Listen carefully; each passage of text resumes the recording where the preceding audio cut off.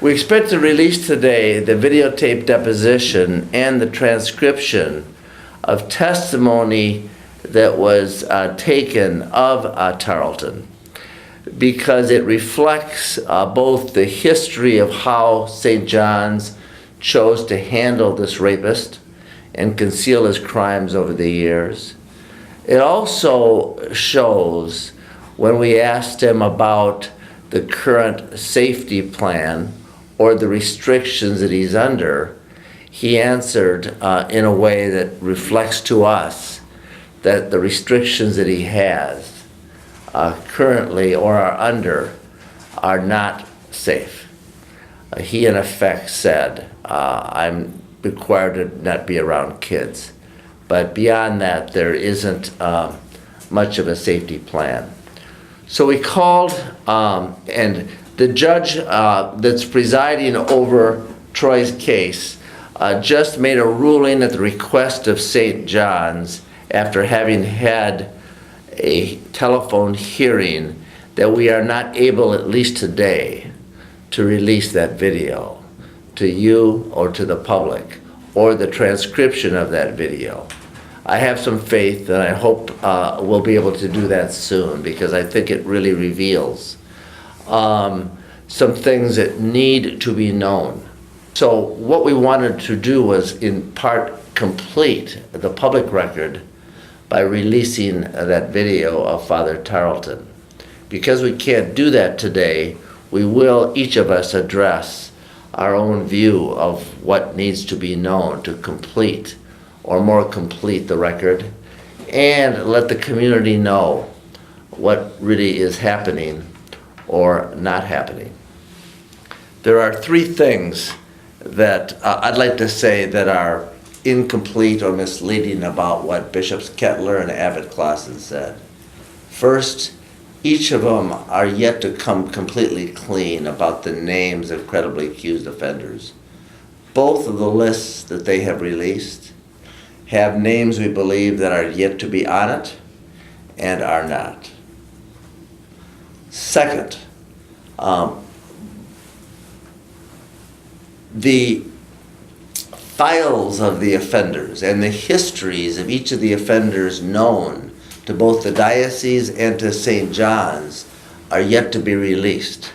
And until those actual histories are released, and those files concerning their history of offenses and the concealment of them are known to the public and the community, there is yet to be transparency or accountability or safety.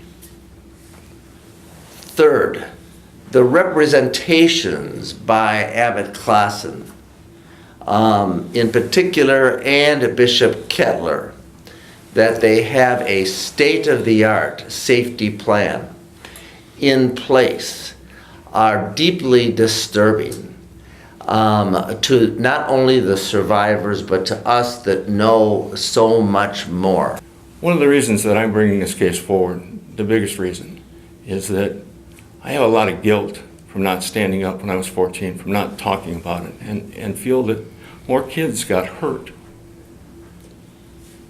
because I couldn't stand up, because I didn't feel like anybody believed me. Who would believe a 14-year-old kid that had troubles saying that a priest molested a male child? And now, watching what they were talking about yesterday, or the 27th, I actually saw it yesterday, and this morning I watched it again, really hurt. And again, it led me back to the more kids are going to get hurt. They made so many comments in there about, how things are better. Tarleton's still on campus. He still can walk over to where the kids are eating. He can still go over to where they hang out in the bookstore to eat or play games. There are tunnels all over. So he could pretty much go from the building he's in to anywhere on campus. And that's supposed to be safe.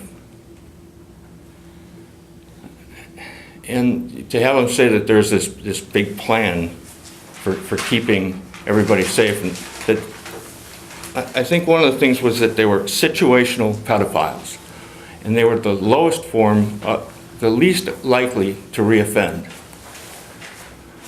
Well, I hope when it comes out, you'll see how least likely it was for Tarleton to reoffend and how many times he did it. But he's only situational, so since they keep him away from kids, it's not going to happen again.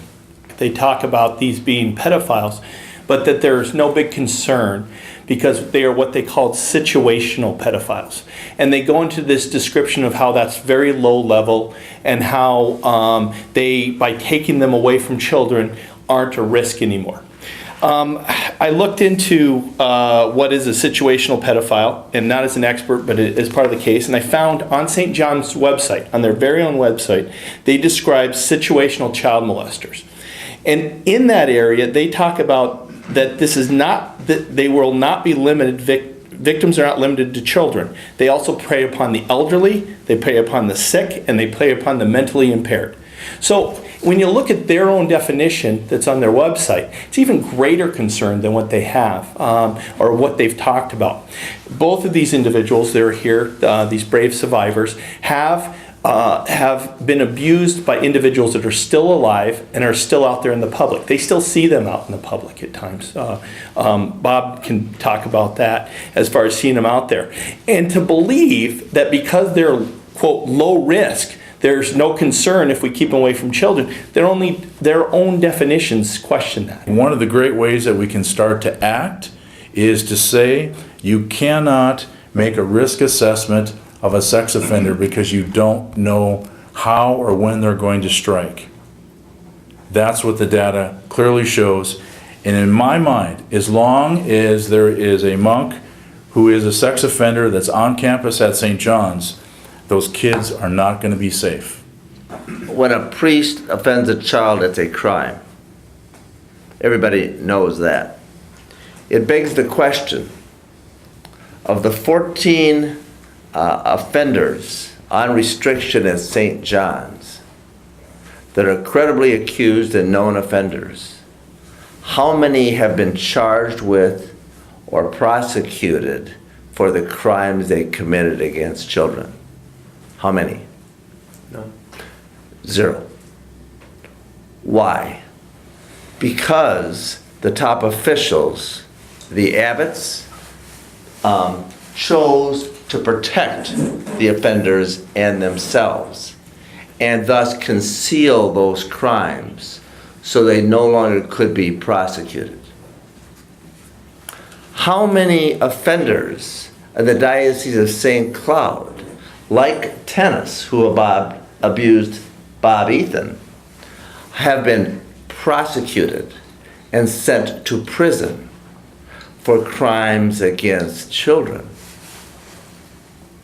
As far as I know, none. Why? Because the bishops and the top officials made the conscious choice to keep those crimes quiet in their own files, give safe harbor to them, and place them back into other positions of trust where they could offend and reoffend. So those are not only painful questions to ask, but the answers to them are even more painful because they demand the truth from those that made those conscious choices, those at the top. So we're here together, armed with the courage of the survivors, experts, and advocates, to really invite now a time for truth and transparency instead of words. So today we are inviting Bishop Kettler, Abbot Klassen, to come to a forum to be held in a month. An open forum, perhaps at St. Cloud or some other place, where survivors, where top officials can really lay out their safety plans and hear from the survivors, the advocates, and the experts, and really start an authentic dialogue that leads to action instead of public relations that are both misleading and disturbing. And so to the courageous survivors that speak with us here today, and those that work on their behalf to protect other kids, that's what we want.